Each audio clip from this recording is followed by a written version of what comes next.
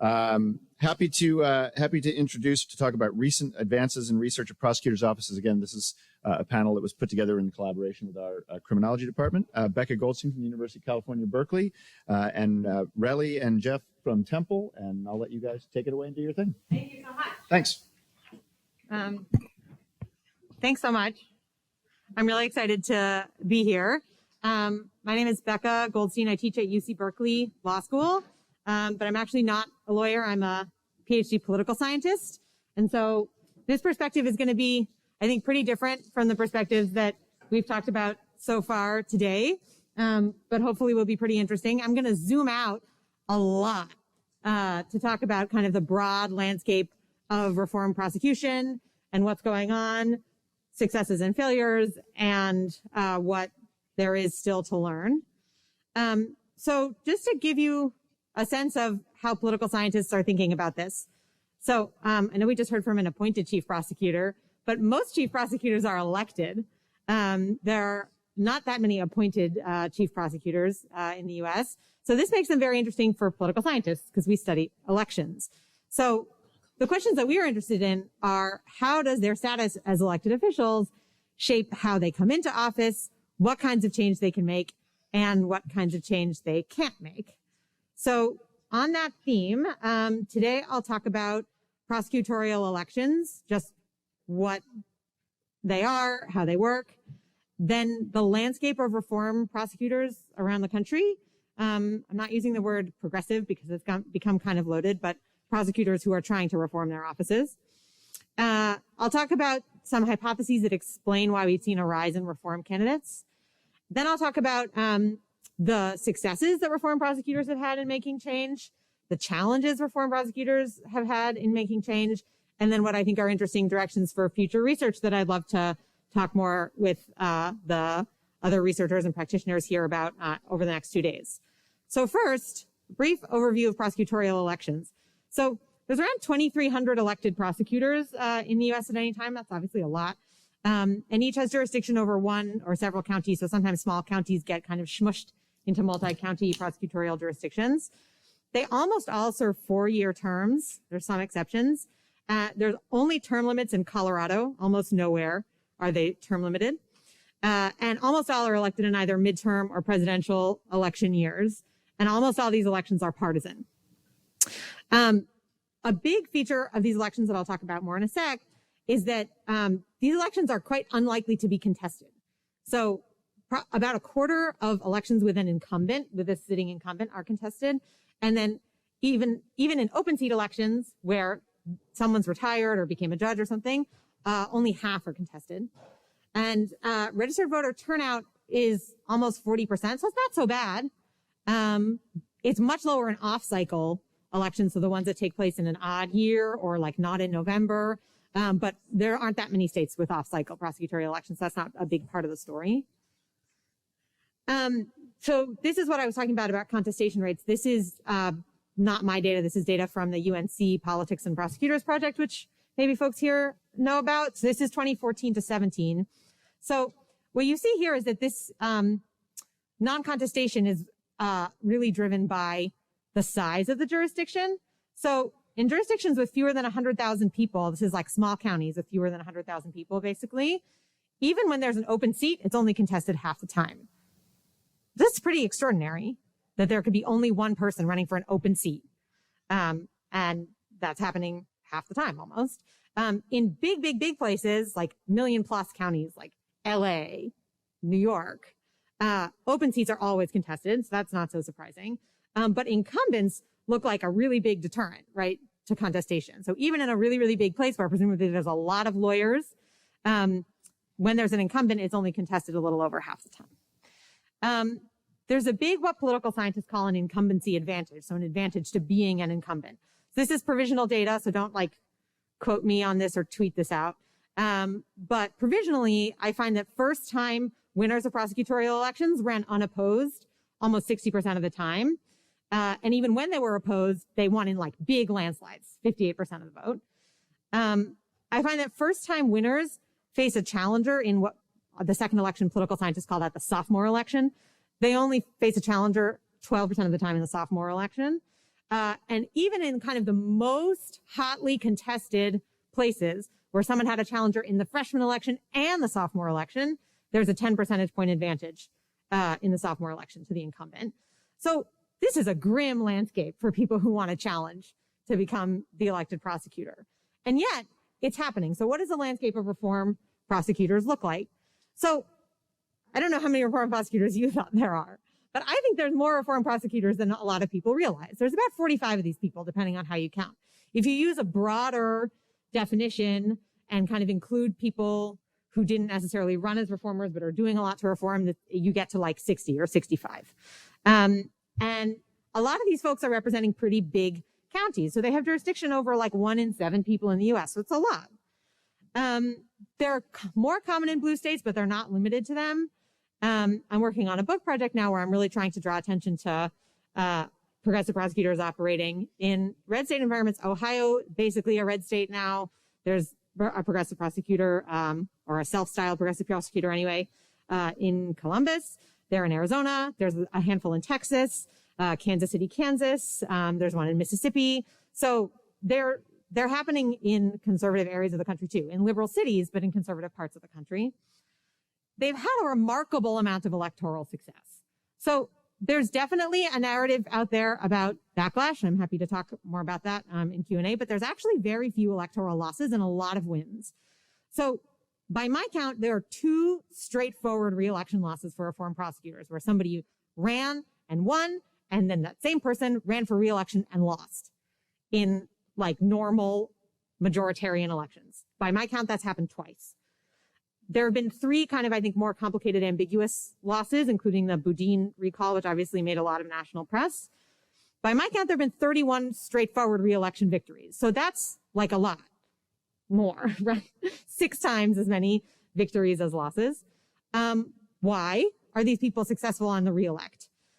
One reason is that I think there's some genuine representation of kind of left-wing preferences happening here. I think Philadelphia is a good example of that. It's a left-wing city, and there was a really conservative prosecutor for a long time, and Larry Krasner genuinely represents a more liberal preference, better than his predecessor did. We can't discount the fact that some of these reform prosecutors are gaining some of the same benefits that traditional prosecutors have had. They have the same incumbency advantage, and people aren't challenging them. So, I mean, we have to acknowledge that. And then I think as much as the kind of progressive crowd wants it to be true that an exciting reform prosecutorial candidate can bring people out to vote and lift people up to the top of the ticket, I mean, traditional political science perspective would say that that's probably not happening, and that instead these down ballot prosecutor candidates are riding the coattails of exciting top of the ticket Democratic candidates, and that definitely has happened. I think a really good example is when Beto O'Rourke ran for Senate in Texas in 2018 to challenge Ted Cruz. Obviously he lost, but he helped generate a huge amount of Democratic turnout in Texas that boosted some of those reform prosecutor candidates. So why are reformers starting to run for office? I think there are 3 kind of non-mutually exclusive hypotheses. One is a changing public opinion landscape. So Gallup, the polling company, has been asking a death penalty question for like 7 decades, a really long time.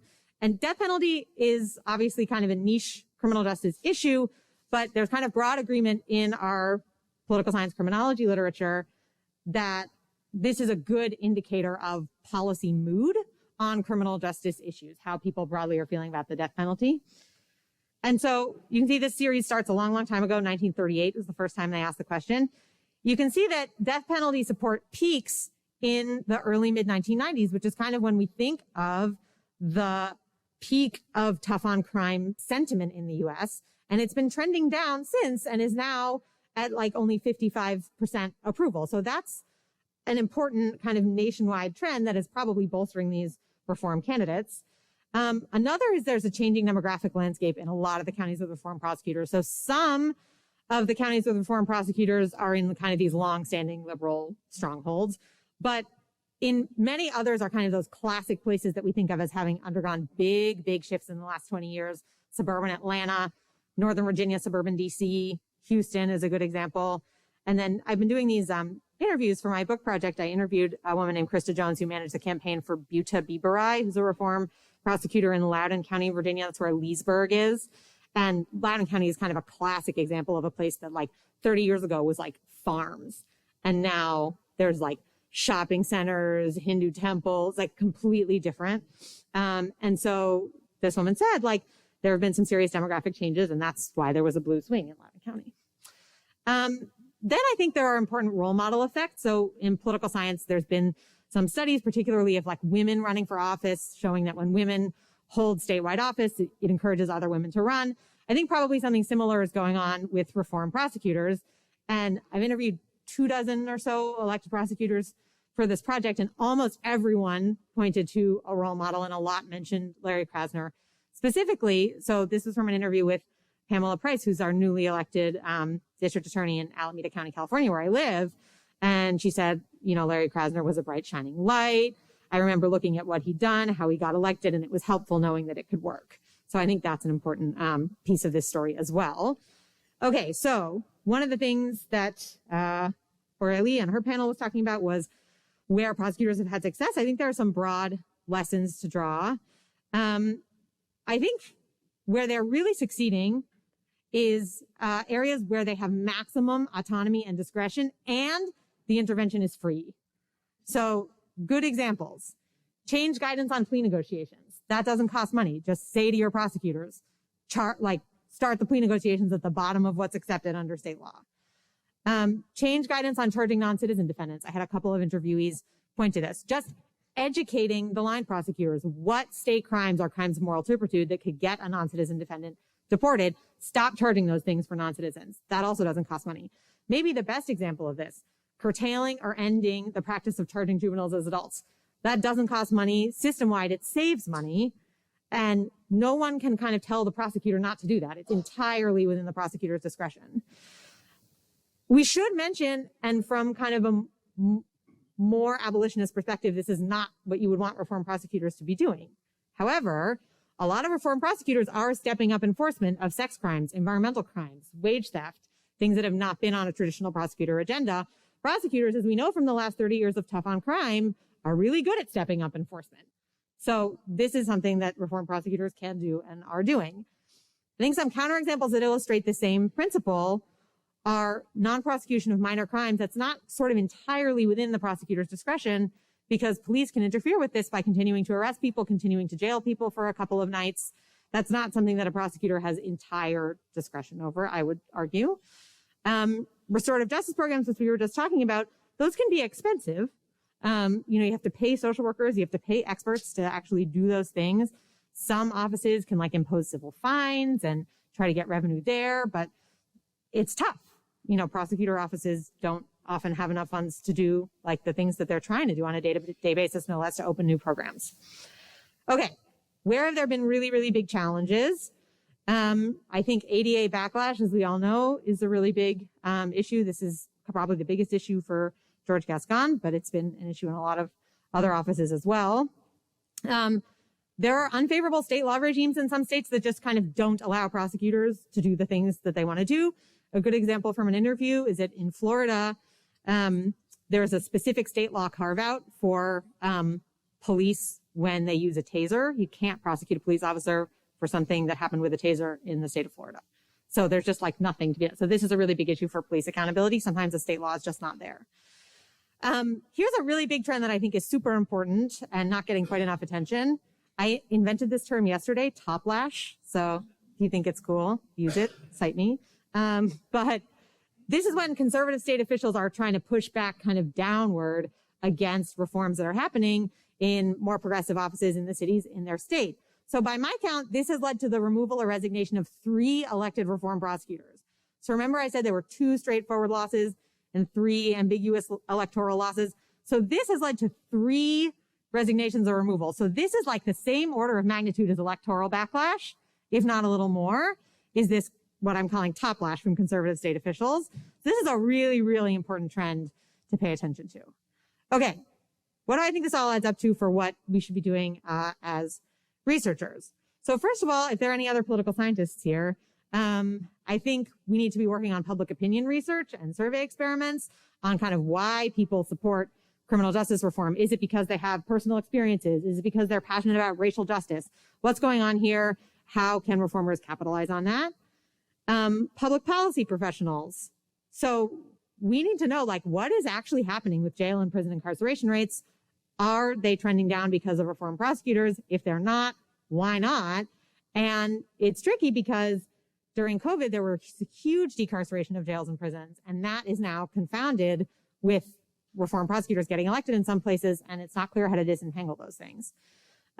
For criminologists, I think it's going to be really important to evaluate, and people are already doing this, individual level impact of diversion programs and restorative justice programs, like how actually are those participants doing compared to similarly situated defendants who didn't get that intervention. For economists, it's important to be paying attention to these issues of where the costs are. Who is shouldering the cost of incarceration? Who's shouldering the cost of rehabilitation programs when they're happening? And are those costs being internalized?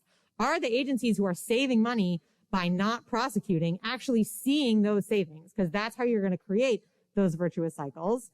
Finally, if there are legal scholars in the room, I think it's really important to pay attention to whether local prosecutors can, at least in some states, work around this state level kind of top lash phenomenon. Are there legal strategies to prevent or maybe even reverse removal of prosecutors and jurisdiction stripping that's happening in some places?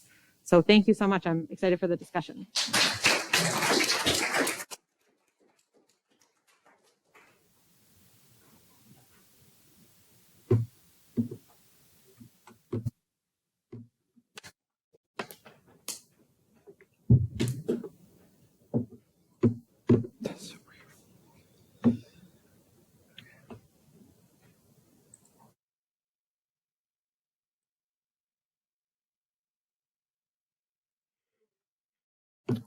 All right. Hi, everybody. Relly and I are going to be presenting a couple papers on implementation fidelity. So this kind of stems out of work from the earlier panel from Penn. We're also funded by Arnold Ventures, but just have kind of a small piece of that, where we're focusing on the implementation fidelity of the policies, prosecutor-led policies in Philadelphia District Attorney's Office. We're also working with the data lab as well. All right, and I think my screen's going to disappear, but we at least have this one here. So, obviously we've been talking a little bit about, criminal justice reform and prosecutor-led criminal justice reform. The overarching reform goals of the progressive prosecution movement are reducing mass incarceration and increasing fairness. These goals are targeted through several policy reforms. They've been noted kind of throughout the day.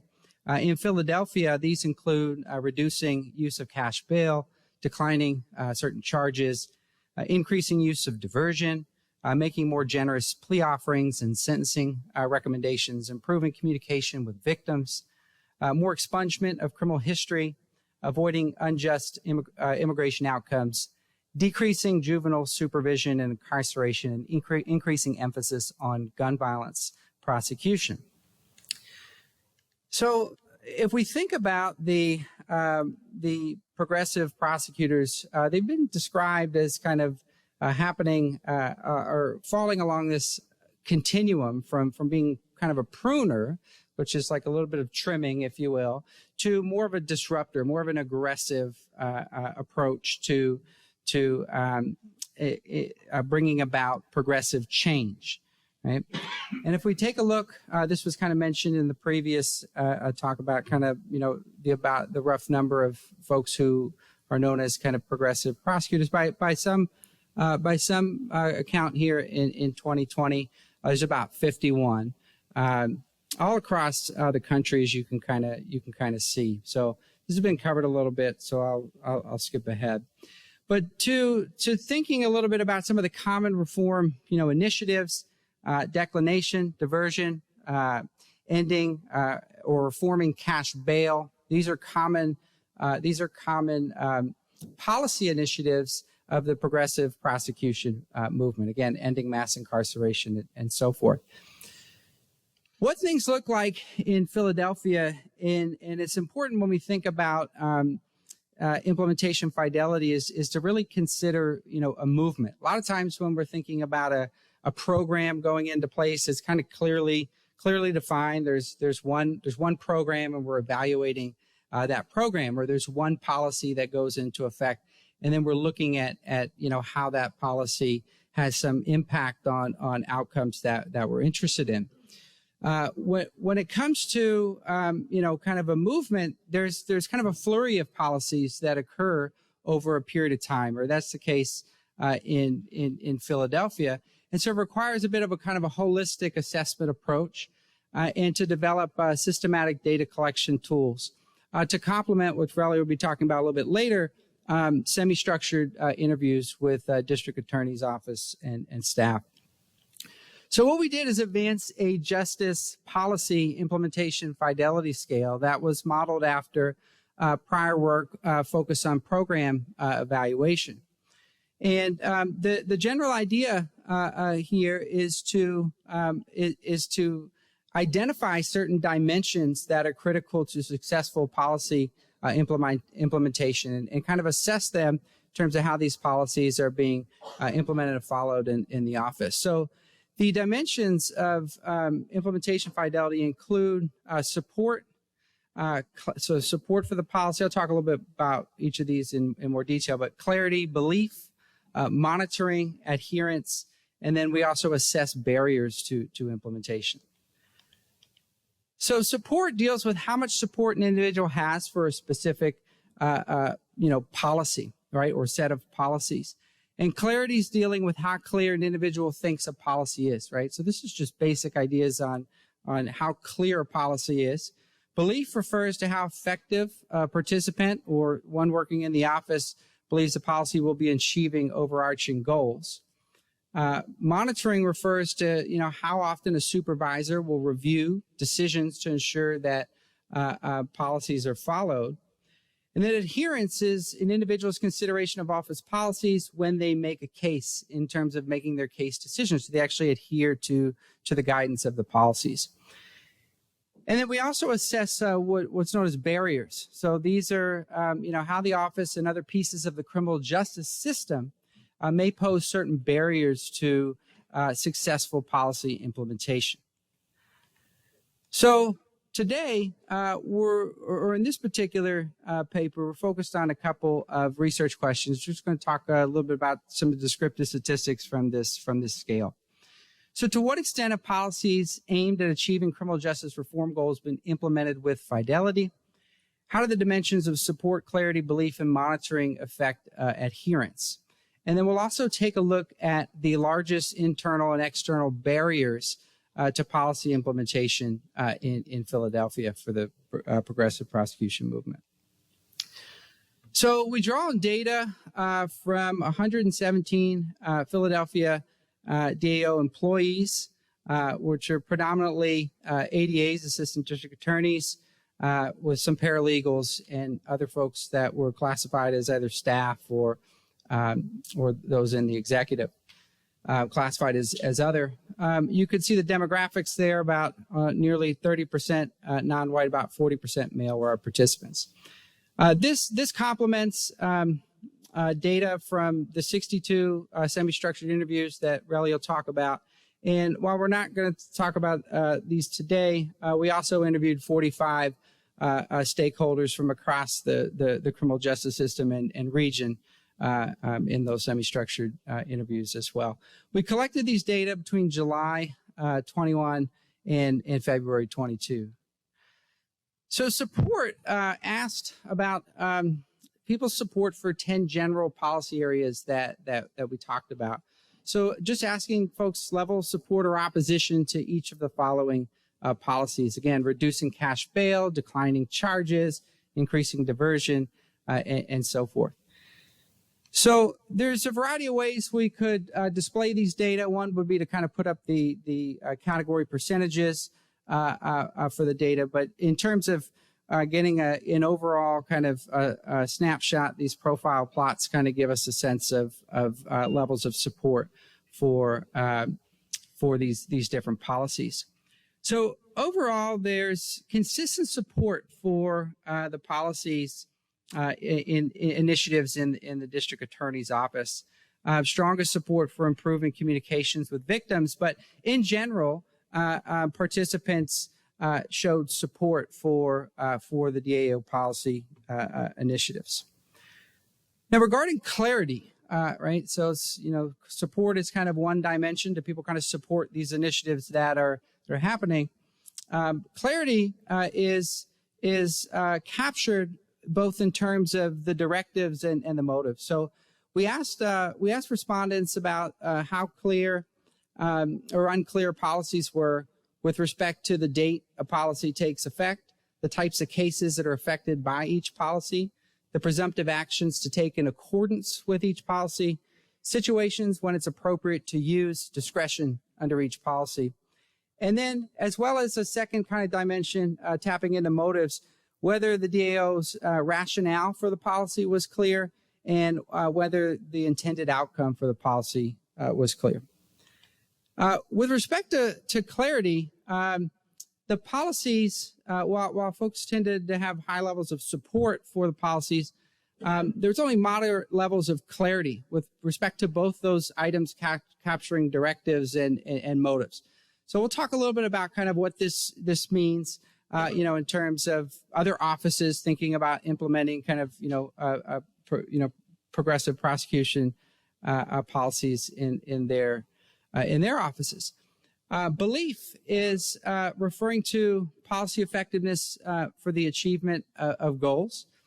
And we asked, realizing that each of these policies may be different, indicate how effective or ineffective the policies are overall with respect to the following. So we asked about reducing racial disparities in the criminal justice system, reducing collateral consequences of contact, improving fairness in outcomes for defendants, enabling quick resolution of cases, reserving resources for cases involving serious crimes, ensuring justice is served, decreasing the crime rate, improving the district attorney's relationship with other criminal justice agencies, satisfying crime victims, and improving defendants' perceptions of the DAO, and then as well as the public perceptions of the DAO.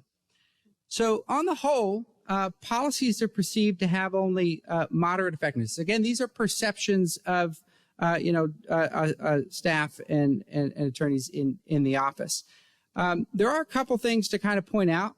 Belief in policy effectiveness for goals most closely tied to the defendants tended to be the highest, and those related to reducing crime and in terms of crime rates and satisfying crime victims. Those were some that were perceived to be on the ineffective side of the scale relative to the effective side. We also asked a bit about monitoring, and we did this both from people's perceptions about the monitoring from their supervisors as well as supervisors' perceptions of their own monitoring as well, just to kind of get a viewpoint from two perspectives. So we asked folks to indicate how often their direct supervisor does the following: reviews decisions on cases affected by the policies. My supervisor tells me how well I'm following the policies. My supervisor communicates the importance of following the presumptive actions of the DAO policies, provides adequate guidance when I have questions about the applicability of a policy, offers training to new or transferred employees to inform them of the policies, or reviews cases affected by the policies during our team meetings. And then again, we asked comparable questions among those who identified as being direct supervisors. So overall, we found that across the different items, supervisees and supervisors, responses tended to track similar. That's, you can see kind of like peaks and valleys were kind of similar across the two figures. Reviewing decisions and providing guidance tended to be the ones that were most common in terms of monitoring activities. With regards to adherence to policy directives, so we asked folks to indicate how often the following under DAO policies affect the cases they handle. Like, I consider whether a case is affected by a policy before making a decision. I make a decision consistent with the policy's presumptive actions and seek more senior level approval when I depart from a policy's presumptive actions. Overall, adherence, self-reported adherence to these policies tended to occur with regularity.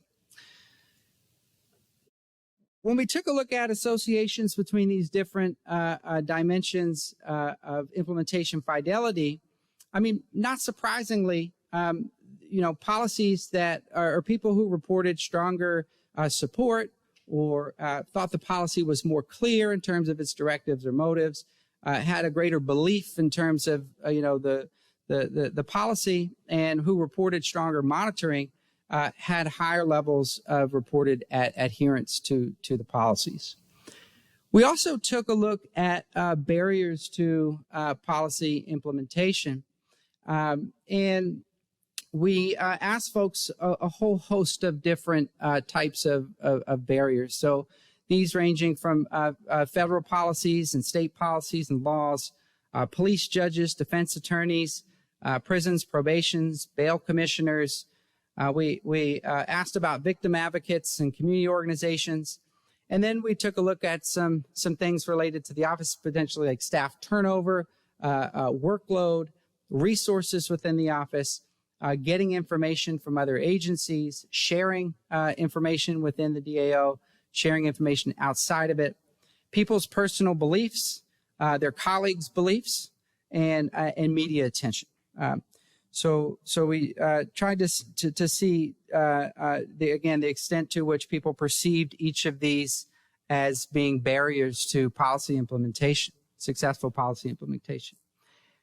And so we summarize this here by kind of grouping responses into these different areas. So policy laws on the left side of the figures, and then criminal justice system actors kind of as the second clump, community organizations, internal DAO, and then exchanging information, people's beliefs, and media attention. So there's a lot going on here in terms of all of the different barriers, but internal barriers represent some of the strongest overall barrier domains. This will tie in nicely to kind of what Relly's going to talk a little bit about next. And then certain criminal justice actors also were identified or serve as notable barriers to implementation of these kind of progressive, policies. So what are some of the key takeaways? Well, support for the policies is generally strong, right? This signifies that those of the district attorney's office generally believe in the progressive, prosecution movement, right? And that kind of was brought up about, kind of having in the previous panel, right? Having folks on your staff kind of share those values. That's an important thing. That seems to be occurring, in the district attorney's office.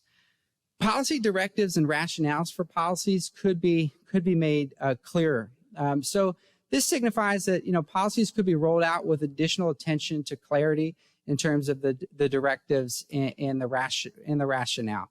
So as agencies are thinking about rolling out new policies, paying some attention to or additional attention, I should say, to directives and rationale, and how that may be perceived, and the extent to which that is going to be clear among those that have to act on that policy in terms of their decisions on a day-to-day basis is an important thing to consider. Belief in effectiveness of policies for achieving goals could also be bolstered. Beliefs could point to limits in the actual effectiveness of policies and or communications of the effectiveness.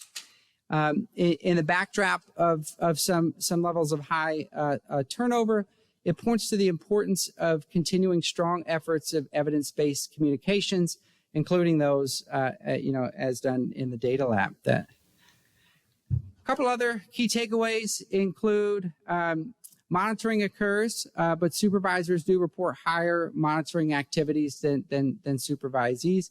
Maybe not surprisingly, I'm not sure how you take that, but adherence is generally strong, but could be improved still by bettering those other dimensions of implementation fidelity. So, again, when thinking about some of the earlier presentations on the Penn panel in terms of how these policies actually impact these outcomes, it is important for organizations to think about how these policies are being implemented to be maximally effective. And so thinking about these different dimensions such that folks are adhering to them is an important piece.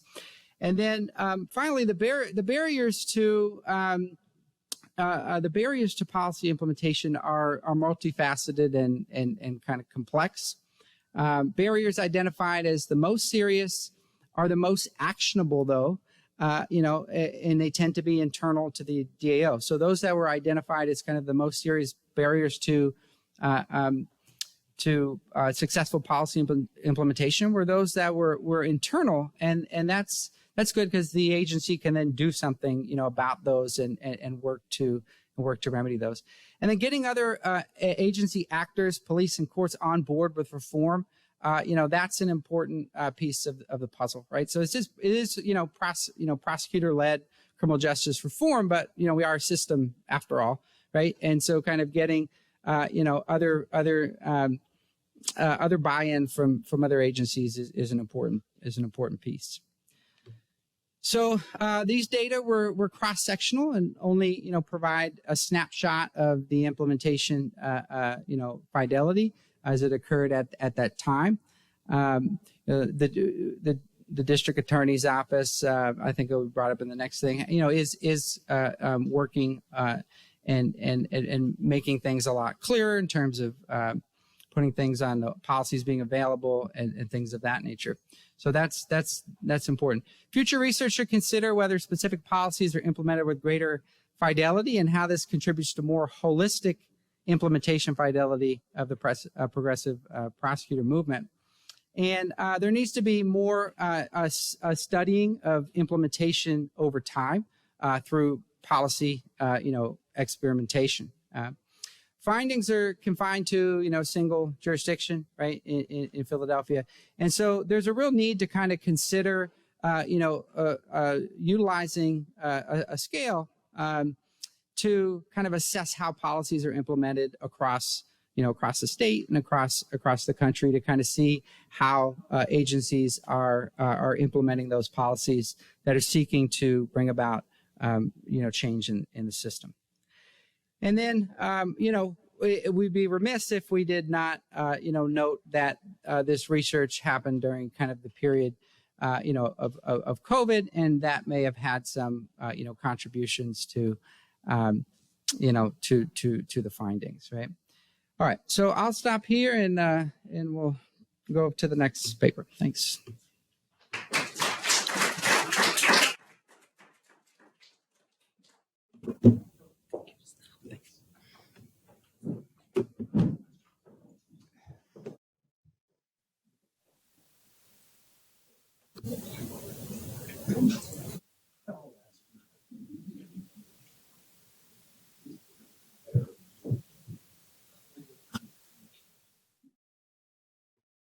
Hello, everyone. Thank you all for being here today. I know it's sunny and nice outside, so I appreciate your patience. So it's a long day for all of us, probably. I am Relive Vîlcică from Temple University, up the street on Broad Street, and we are glad to be part of this symposium. My talk is going to complement what Jeff talked about, but I think as I was listening earlier, I realized it's going to resonate with a lot of what we heard earlier about legitimacy, for example, procedural justice, organizational challenges. So the focus with these interviews we conducted with the district attorney's office was on internal challenges, organizational level challenges. And we thought to approach it from that perspective because, again, these are within the control that can be fixed first. If there are some other external challenges, those might require additional effort and resources, but these are things that can be addressed pretty much immediately or can have priority. Before I delve into this, I want to acknowledge the contribution of our wonderful research assistants who are not here, Jesse Bray and Megan Moller. And also the great support we received from the leadership of the District Attorney's Office to provide us access to their staff, including their extraordinary data lab team, and our funder, Arnold Ventures. To give you just a brief overview, I realize that many of you here are fully aware of the progressive prosecution movement principles and guidelines. I will review them briefly because they form the backbone of our interview structure, basically. Those were the kind of questions that we asked during the interviews based on these guidelines that are guiding the progressive prosecution movement. I will give you a little bit of background and details about the research questions, the methods, and we'll spend most of the time on the results because this is a qualitative study. A lot of the results that you're going to see are basically quotes from our research subjects, which we think is best to let them speak for themselves, basically. As I'm going through the findings, I will tap into implications and recommendations, and at the end, about limitations and future research directions. So these are the principles of the progressive prosecution movement. We recognize them all. They are structured around two key pillars, reducing mass incarceration and increasing fairness and accountability. These were developed by a nonprofit, Fair and Justice Prosecution, that collaborated with legal scholars, prosecutors, and put them together to assist basically progressive prosecutors or people running on such platforms. And on the left side, you see under each pillar, basically kind of actionable items. If you want to reduce mass incarceration, make diversion the rule. Treat kids like kids. If you want to increase fairness and accountability, change the office culture. Or the last one, employ the language of respect. And these are the guidelines that have been identified in the literature, mostly legal scholarly literature, prescriptive about this is what progressive prosecutors should do if they want to succeed. As you're looking around this little panel, you're going to see that most of them really focus on internal factors, at organizational level factors. I will go a little bit through all of them, just again, because they inform our research questions. So in terms of communication, a main pillar of how to be successful as a progressive prosecutor, have good communication, which means early and frequent with various stakeholders, both internally and externally, share both your vision and specific policy, and don't just inform. Attempt to get the buy-in. Don't just let people, I'm going to roll this out. Before you do that, try to get support in the development of the policy. Active listening to concerns of others, and maybe some willingness to compromise. And keep the lines of communication with your constituencies open because they were the ones who elected you. Like it was mentioned earlier, you need the community support. In terms of education and training, this is specifically focused within the office, basically. How you communicate within your office, how you roll out the policies, how you change the culture within the office, and some ideas for how to do that is to inform of success stories from other places. And earlier it was mentioned, for example, how Larry Klasner, people looked at him as a role model. So bring in role models, bring in examples that have been successful. Also implement a wide range of trainings, explain why the reforms are necessary, and get the support necessary from, again, nonprofits, the kind of force we got here today that can help you develop strategies about how to get people on board with the education and training. Leadership and staffing. This is probably one of the trickiest one, and a lot of these guidelines focus on this because if we're talking again, especially about progressive prosecutors assuming office after a more traditional or more conservative administration, we're talking pretty much about what can be seen as a seismic shift in the philosophy of the office. So there is a lot of focus on these guidelines about how you can make that happen, basically, and the staffing that is needed for that. So the advice is to bring in people who are sharing your progressive vision, who are aligning on that vision. But also give the existing staff the opportunity to change, but if they're not receptive to change, don't be afraid to change them. Keep progressive prosecutors in key positions, but be mindful that clearing house might have adverse consequences if you have to get rid of everybody when you get in, if they're not aligning with your vision. I'm gonna need my water, excuse me for 1 second. Thank you. Lastly, transparency and accountability, which came up a lot in earlier panels.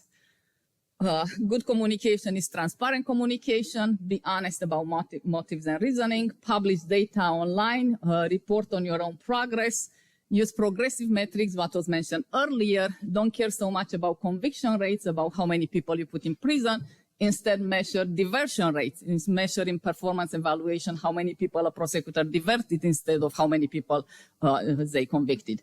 Have data sharing agreements with other partners, and encourage being held accountable by the community, be open to criticism. So these are kind of the general guidelines. They may look simple, but I think if we're going through all of them in detail, it's really kind of a tall order of things that someone who comes in new with a big vision needs to be mindful of to make sure that they're going to be successful.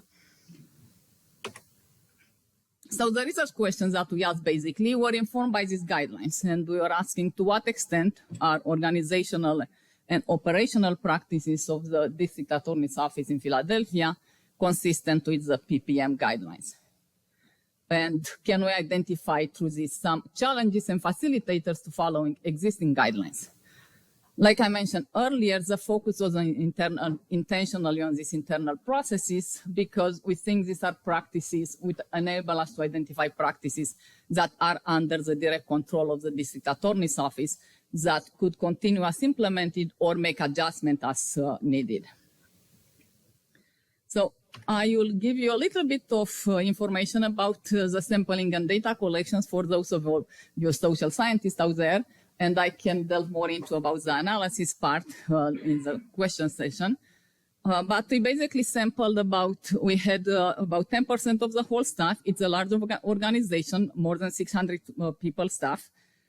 We sent invitation to about a bit more than a third of them, and we got 62 staff from the District Attorney's Office. On purpose, we oversampled ADAs and people in the executive and policy leadership positions, because these are key positions that have a lot to say about the organization and the policy implementation. We looked at analysis and we identified no differences in sample versus the general population across the demographics and division and units.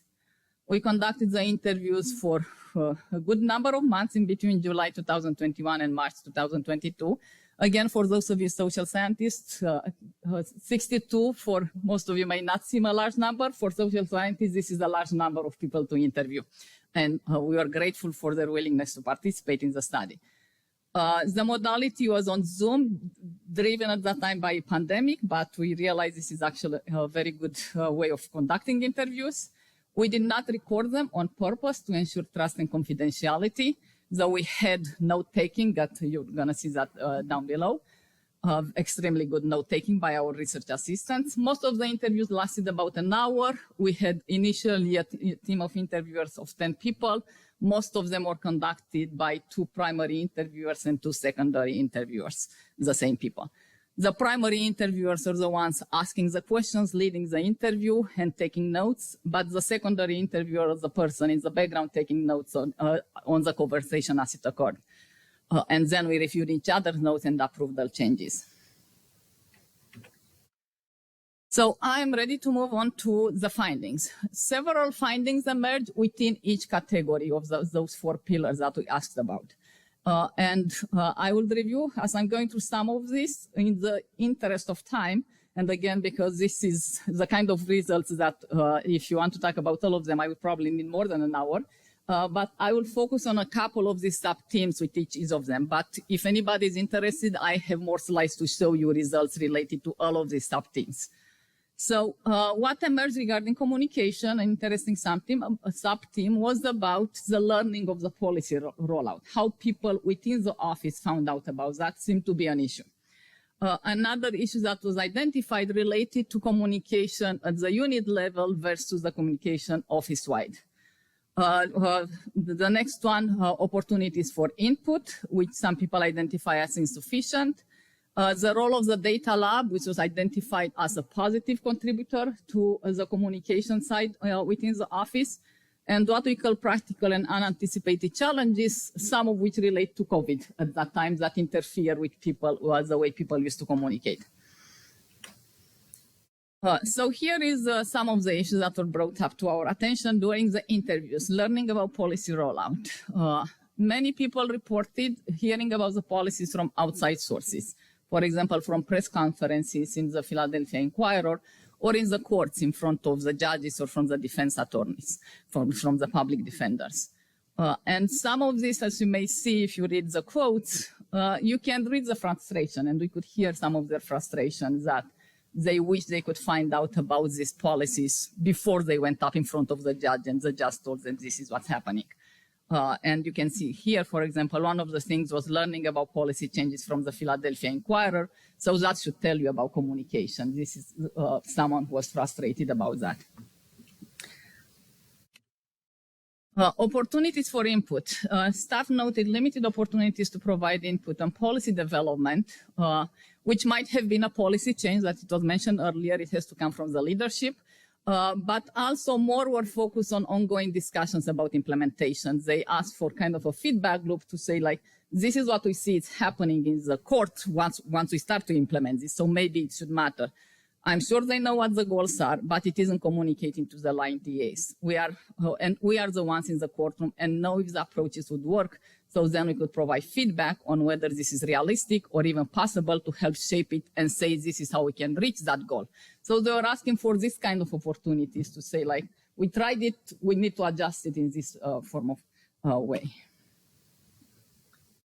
Role of the data lab, I mentioned it was generally positive. People expressed strong support for the data lab work. But even here, we heard from some of them calling for personalized feedback loop to guide individual decision-making. They say, I have no idea if the plea offers I'm giving were decreasing the recidivism, if the program I'm implementing is working or not. If we're trying to make it more data-informed, you should give it to the people making the decision. So they are basically asking for this opportunity to see, is it what I'm doing working? Because I would like that would really help me increase my belief in the effectiveness, what Jeff was talking about it earlier. So I can continue doing what I'm doing.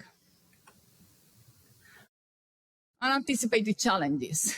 When we were hearing earlier from the speaker from St. Paul, I thought about the differences in the size of the organization. With a lot of our research participants said, like, we are a huge office. With 600 people, it's hard to communicate well, basically. It's hard to stay in touch.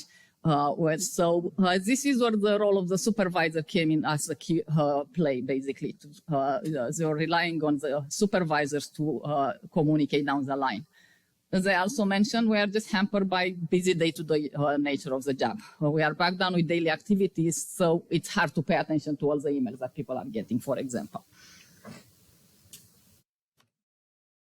So if we're assessing the consistency of these practices, or at least what we found out from these interviews with the PPM guidelines in terms of communication, I think recommendations that we can make based on this data is that the office can benefit from increased meaningful efforts to engage with staff to promote a two-way communication, both on policy development, but especially on implementation best practices.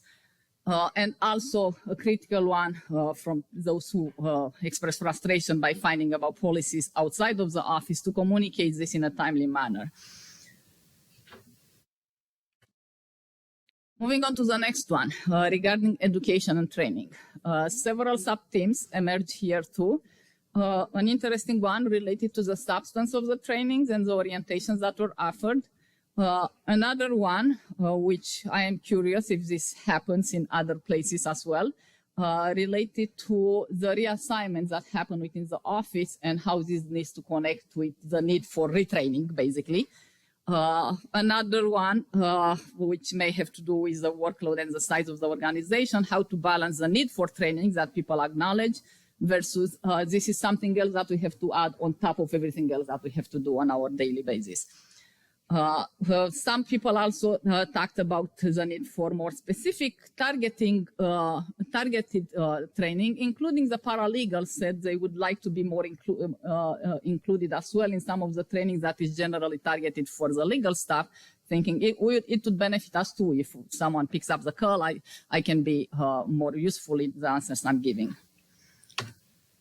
So to give you a hint about some of the substance of the training, we saw clear appreciation for the trainings related to progressive ideas, which is a big thing under the progressive prosecution principles, like train people about what this means. And we have here a respondent who says, like, I know that mass supervision is a concept I was not familiar with before I came here. But now I know it, so they taught us about it early on and instructed us to keep that in mind when making deals. So this is someone who acknowledged the benefit of getting this training about mass supervision. But we also got to hear a lot on the flip side, criticism that training was too ideologic, that it was focused too broadly on these progressive ideals and was missing the nuts and bolts that are needed to do the daily job. There were some complaints from new ADAs that too much of the training was the broad progressive approach and not on exactly what I was saying earlier. And this is a common recurrence that also, I think we saw a clear division between those people who were hired post by the new administration felt the need, like, I don't need to be told about mass incarceration. That's the reason I came to this office. I want to fix that. I need to know how to do that in the courtroom, basically. Versus those who are more traditional said, I benefit from learning. I did not know that mass incarceration can have these deleterious effects on people's lives. The reassignments came up as an issue. When I mentioned earlier that I'm curious if this happens in other jurisdictions, is because, as we're going to point out later, as we were conducting the study, we were also finding out about an extremely high level of turnover within the office. Which leads also to reassignments, to the need to reassign people across different units. And I think the second quote resonates with something that we saw earlier from the UPenn panel, I think. The ADAs getting placed in this unit, gas shootings and homicides, are young. They have been here for maybe 2 years. They do not feel like they are ready to go there. It's a very scary feeling to deal with these serious cases. So as they were looking earlier at the other team, like, is this making a difference, the experience of the attorney? And we got delving into that, we got some answers there. And someone else basically, we heard about the binder a lot. You can't just hand them a binder and say, have it at each chance. Like people emphasize the need for mentoring that happens informally, basically, once you move someone there. So if we're talking about, again, what can we learn from this that may help other jurisdictions as they're considering this kind of, that are facing similar challenges, is yes, continue the progressive vision trainings. It's helpful, but maybe targeted more to the former traditional stuff. And there is a critical need for hands-on training about how to be a prosecutor, a progressive prosecutor in action. And utilize training and informal mentoring programs on transferring staff across the units. That is also clearly necessary, especially when reassignments happen so frequently. In terms of the leadership and staffing, we have a bunch of sub-teams there. Again, as I'm moving on, I will focus on maybe 3 or 4 of them. One of them that many of our respondents talked about was what we refer to as the initial mass firing. This again aligns to the idea you need to bring people in who align with your vision. So this is not unexpected, but the discussion points that they brought up basically illustrated some of the issues that might help to consider moving forward. Some organizational structural challenges that I am not sure how some of them may be the kind of organizational challenges that any big organization faces, or how some of them may be unique to Philadelphia. For example, the district attorney's office currently under the Larry Krasner administration did not adopt an organizational chart, and intentionally. And many people felt that this is something that we cannot make sense of, and it's confusing. We don't know necessarily who are we reporting to. And that is also connected that the office also has two first assistant district attorneys. So people found that those kind of dynamics confusing, and it clearly came up in our discussion. Again, I do not know how much of this is here, but I'm thinking if this is a role model that may be implemented in other places, consider the possible implications that may happen. Hiring and recruitment of new people came up a lot. So I will turn to some of these teams again to give you an illustration of some of the things we heard about. The initial mass firing, some people describe it as necessary, and they even ask for more. Basically, though they acknowledge the issues that would come with that. So we have here a respondent who says, before I came in, I know he fired a bunch of people. I think it needs to happen again, in my opinion. But there is just not enough people to fill their spots now. There are at least 3 people in position and authority who have no business being here. The supervisor of subunits made it incredibly difficult to work for. Others have seen the loss of experienced attorneys who have been fired in that initial mass firing as a massive loss of institutional knowledge.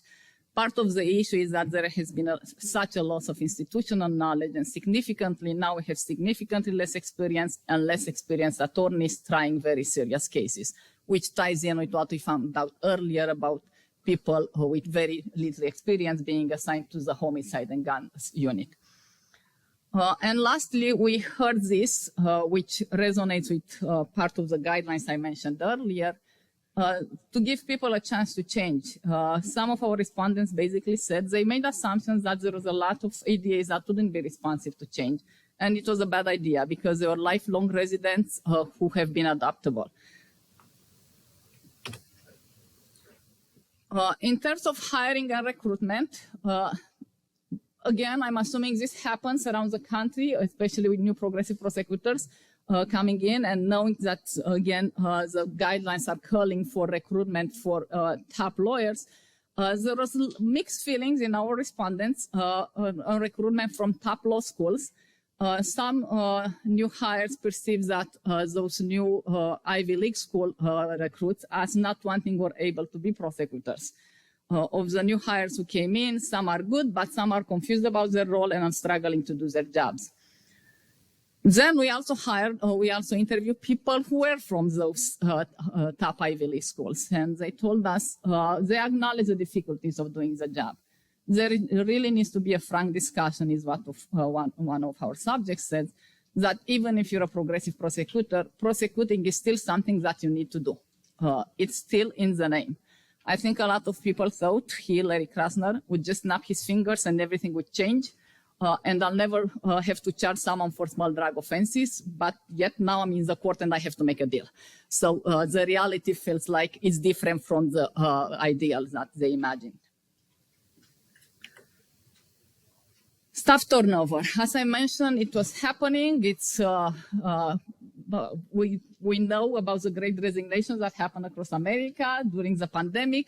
We tried, as this was happening, we actually made a concerted effort to reach people who have left. And we tried to disentangle the role of COVID in that. The reason is at the bottom is because I think pretty much most of our respondents said like that was the last reason. It was these other reasons that I'm mentioning earlier that matter more, basically. So we see here the list of reasons that might explain the high turnover, which was, at the time at least, higher than other local government agencies in Philadelphia. So many of the new hires left. The career prosecutors, the former ones, also left, resigned. And on both sides, we heard of feelings of inability to do the job according to their own ethical standards, role of inadequate, insufficient training, role of workload and compensation, and the general office morale and working environment that with fewer people and with more people leaving, the workload is just greater for those who are left to carry it, basically. So it's kind of a vicious cycle. Just again to dig a little bit deeper, two of the issues here, the firing of resignation of career prosecutors seen as a great loss. We see a quote from someone who's telling us, if you fire people who are resistant to your ideas, you have to consider what else you are losing. The supervisors now have very little trial experience and no one can train. The people that could have trained have been fired or left. In the last 4 weeks, we have had 4 experienced trial attorneys quit. Again, I highlighted this because it shows the extent of the turnover that was happening at that time and the implications that it had for staff within the office. The role of the workload, the post-district attorney Krasner hires leave from the crushing workload, and the workload gets worse when people leave because it's still there and just distributed among fewer people, which amplifies the effect. Style and language. You remember from the principle, the 21st century Prosecutor century principle, we saw there, at least I narrowed in at that time on the language of respect, but which we think, and it was emphasized earlier during the talk, that is not this important to employ the language of respect with people outside of the agencies, with the victims and with the defendants, but also within your own office when the police officers were protesting that, what about our feelings? We kind of got to hear that from the prosecutors too. What about us here when we interviewed them? And an interesting thing that emerged, which I think is probably illustrative for, again, more jurisdictions that are considering adopting this broad progressive approach, is even the use of term progressive. Many people perceive it as divisive, basically. And that itself, once we started asking questions, we realized we can dig deeper about that, because people were really upset, even at us, when we were asking, what do you think makes a progressive prosecutor? And they started going about what progressive even means, basically. So you see here someone who's telling us, I think things like progressive, it's more so a label that people sell themselves to. Has clouded this administration judgment because they are trying to stick with it. They have good intention, but it clouds your judgment when you're trying to serve your own individual office's interest. Another issue that came up is people's own sense of identity. We have here someone who himself thought, I used to think that I used to be regarded as one of the most progressive prosecutors on the floor, and now I'm considered the most traditional. So they kind of struggled with this new identity in a new administration. And back to the earlier point about the importance of the language of respect. Again, we do not know to what extent, and part of our directions for future research is to see how much this is happening in other places. But this idea of recruitment from top schools versus the local schools also is associated with use of different language for the recruits and for people who are hired. References to Class A versus Class B attorneys, which are made in front of the people who are the Class A and Class B attorney. So they basically, from both sides, we got to hear that this makes them uncomfortable. Class B attorneys feel they are not, their local roots and experience is not appreciated, is undervalued. And the Class A attorneys tell us, it's making it impossible for us to connect with these other colleagues, and we really like to connect with them and to develop good relationships at work. So in terms of implications and possible recommendations, I think at least based on what we heard here, there is a clear need for a clear organizational chart. So people have more clarity about the chain of command, so to speak. There is also a need for institutional knowledge and informal mentoring, which means that sometimes staff retention may be critical, or at least the minimum. You need to consider the threshold of how much of the previous staff you need to retain if you need to continue doing the job of the district attorney's office. So part of the recommendation is maybe to assume an amenability prior to firing, try to educate, train, and retain staff first. Also consider the implications of local roots when recruiting and what I mentioned earlier, the language of respect. Lastly, under the last pillar regarding transparency and accountability, 4 major sub-themes emerged there. We saw another division, another dichotomy between concerns for transparency internally versus concern for transparency outward through the public and stakeholders. Another theme that emerged is inconsistency in the metrics that are used, the vital role of the data lab, and the general openness to research that the office has. To speak a little bit to each of these, people noted differences in internal and external transparency. Basically, it seems that the focus is on transparency to the public. We have made progress in public transparency. In the office, I don't think we have achieved that. I think this speaks again to some of the issues that came up earlier in terms of make sure you're ensuring the trust and transparency internally. There was also mentions that the administration's concern with media reports and politics, which is all justifiable and understandable in a jurisdiction that elects the DA, may overshadow concerns for the organization functioning overall. And here we get to see a code, for example, why people did not get to find out about some policies in advance, because people in the office knew about it because there was concerns that policies were going to be leaked. So this kind of concern basically was detrimental for people working in the office because they themselves didn't know about that they were supposed to implement a new policy. In terms of the metrics, again, we see, I think this quote illustrates both the dichotomy between the use of traditional versus progressive metrics that I alluded to earlier, and also in between the internal and external purposes.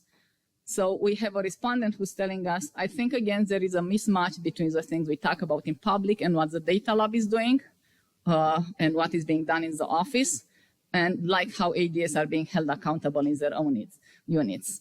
So going down to talk about how people are evaluated themselves within the office, basically, they are definitely still using the metric of getting guilty verdicts. Pleas to a long sentence is great for you. But if you withdrew a case for some reason, lost an appeal or not a guilty verdict, it would be bad for you. So outward facing in public reports, there is clear, we're seeing the district attorney's office reporting on the kind of metrics that the progressive prosecution movement advocates for, such as, like I said, rates of diversions, for example. But internally, some people feel, at least based on their perceptions, that they are still judged on the all metrics, how many people they send to jail and how long the sentences are.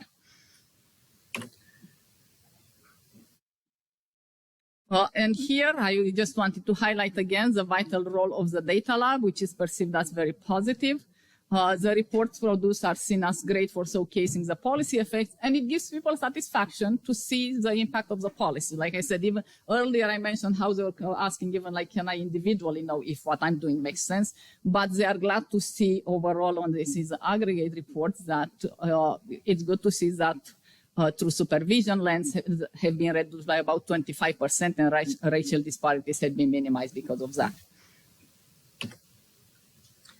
Lastly, this last theme, I'm mostly commenting from our involvement as researchers, but we also heard this from our research participants. And someone else was mentioning earlier here. Traditionally, prosecutors' offices are not easy to study for social scientists. They are the black box for a reason, because it's hard to study them. They have not been that open. This is literally an extreme shift, that the level of openness that the district attorney's office in Philadelphia has given access to researchers. I think it's unprecedented for Philadelphia, and I've been here for a while, and I've been trying to get access to previous administrations without success. So this needs to be noted, because this kind of transparency and visibility also means openness to more intense scrutiny and openness to to accept criticism, basically. Based on that. So we think that this itself speaks to a high level of transparency per se. This said, our recommendation would focus here on prioritize development and maintenance of in-house trust and transparency, that you really need to build on that. Again, using develop, use, and track progressive metrics for individual level performance evaluations, as well as lastly, built on the data lab's current body of work and footprint with the public stakeholders and the wider research community.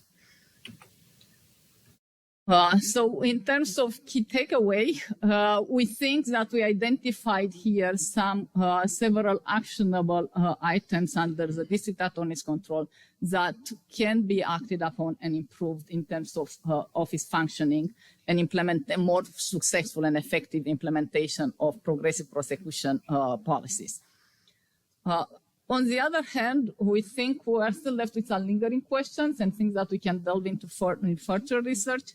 How to best message the vision without creating division. How to talk about the progressive vision without using the word progressive. What would be the word that people would not find divisive?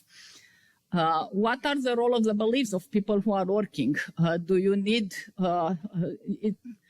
how do you basically address this challenge that people see for the role of the prosecutors within the criminal justice system and how much their belief in that mission matters?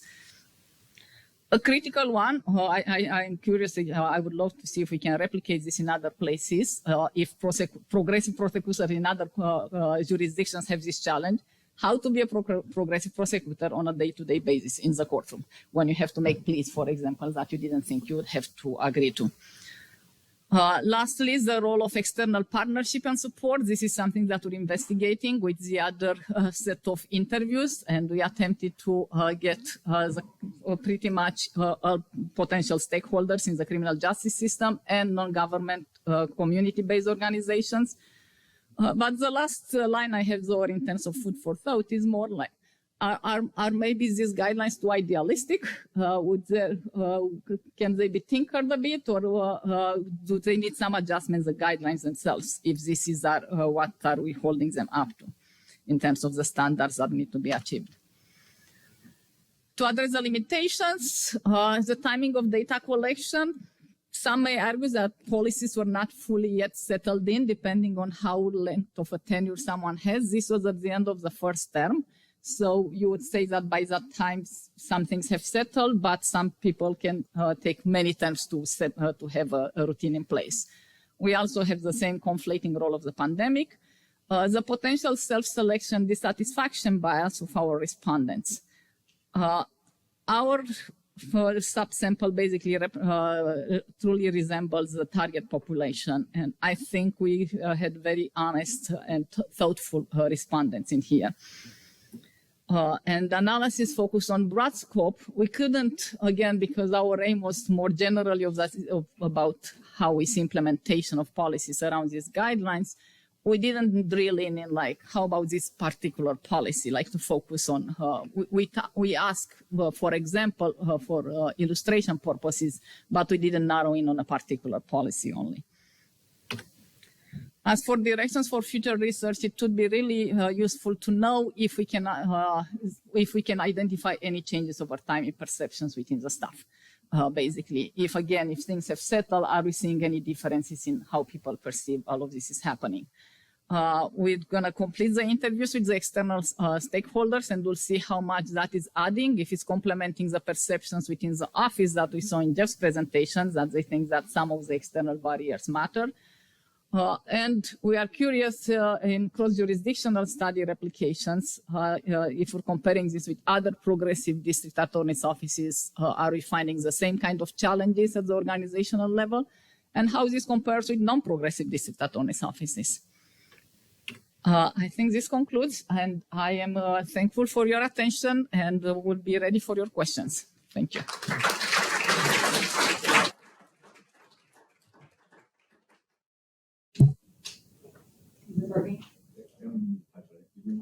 Oh, the green light's on. I'm good. Okay, sorry. I never use microphones. Okay. John asked me to moderate, and there's only 10 minutes, so I might just do super rapid fire answers to the questions that came in for me, and then pass it off to you guys. Okay, so rapid fire. Are your measures of contested elections including primaries or not? Yes, they include primaries. If it was just generals, the rates of contestation would be way lower.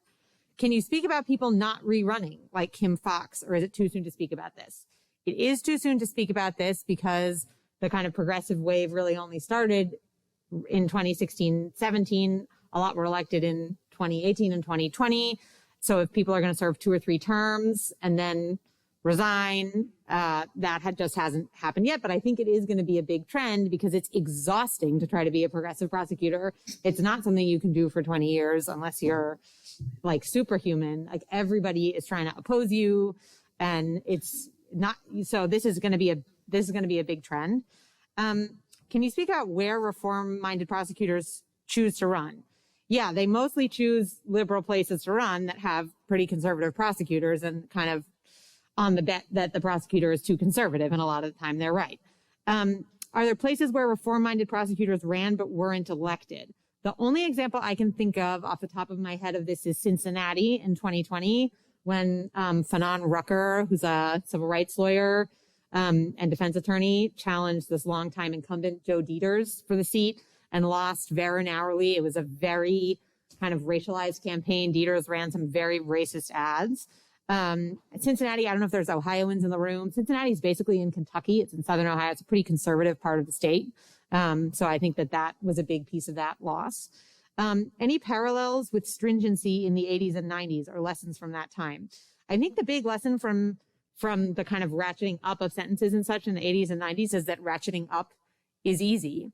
And so if progressive prosecutors want to ratchet up on things like environmental crimes or wage theft, they're going to be able to do that.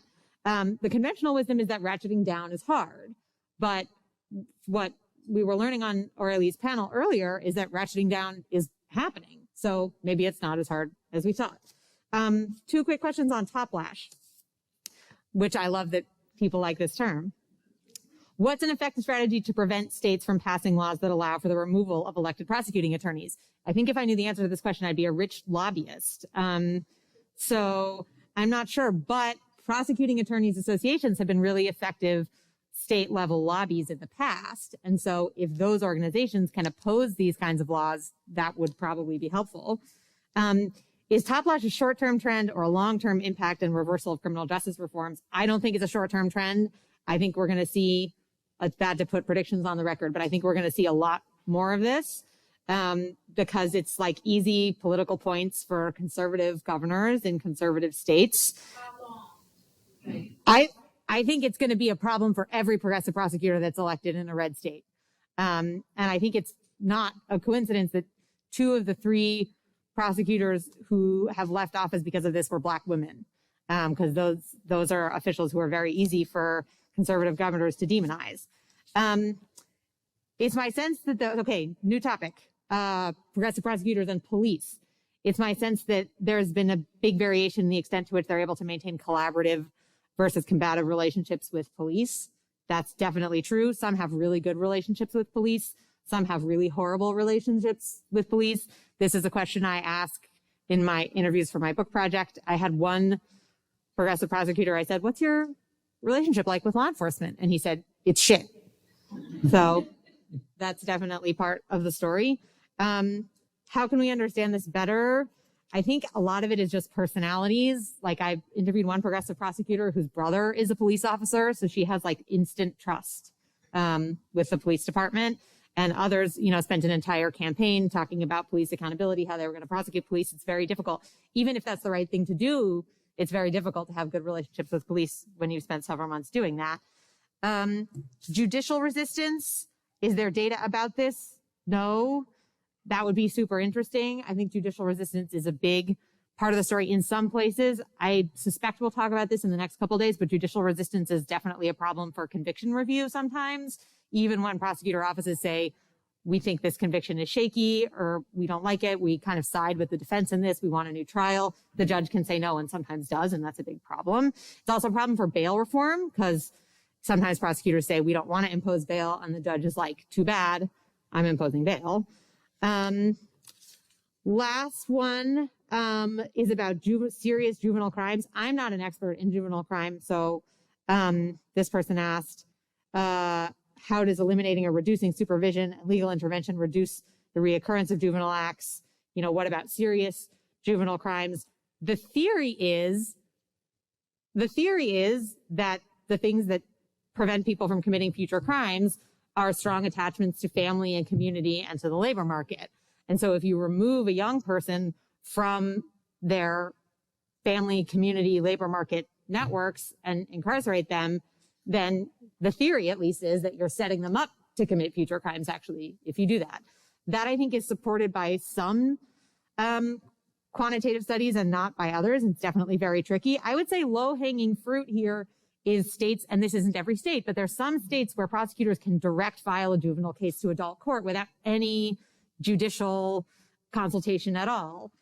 And that's a really extreme step. That it changes someone's life forever to have their case tried in adult court. So I would say at the minimum, even if you think there are juvenile cases that do need to be tried in adult court, it's probably a good idea for prosecutors to be more careful and not be direct filing cases to adult court all the time.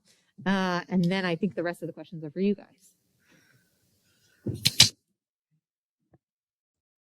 So there was a question about whether we've spoken to other folks in the criminal justice system, such as police, judges, and community organizations.